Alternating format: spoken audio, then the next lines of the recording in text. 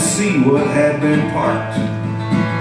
There were cars of every color, cars of every size. They didn't care what car it was as long as it could drive. And there was $200 in the glove box, full tank of gas by the gauge, a complete set of keys dangling within reach, a recipe for the perfect getaway. Why don't we go to California? So they headed down the road to Tennessee. 3 Hoosier juvenile delinquents, each of whom had failed geography. There was Chili at the wheel, Joe Hawk was by his side, but between the both of them sat Darla, Sue Bright. Chili was the oldest, 9 months and 14 days, till his 15th birthday on the day of this getaway. When they pulled into Nashville, they thought they were doing fine. They just followed the golden arches right down Highway 65. Just a little pit stop, stayed at the Budget Inn.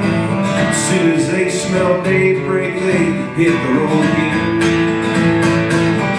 Why don't we go to California? In 2 days' time, they crossed the Jersey line. 3 Hoosier juvenile delinquents with nothing too substantial on their minds.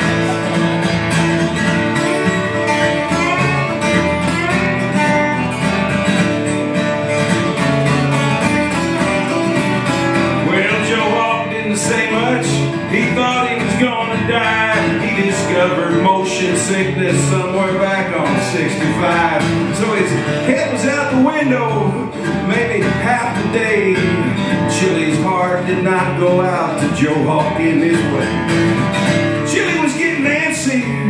Darla was getting tired. With her hand upon the radio, she kept the volume high. Now, there are parts of Newark you really shouldn't go after dark with Hoosier plates blaring country radio. Another life experience slapped them in the face on an unlit street of unexpected faces filled with hate.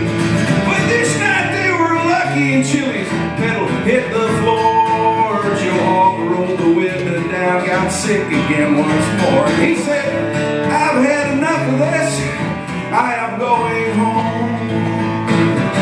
Darla said to Chili, let's find a telephone. Why don't we go to California? At the crack of dawn they met the Vermont sun. 3 Hoosier juvenile delinquents, they were trying to figure out if this was fun.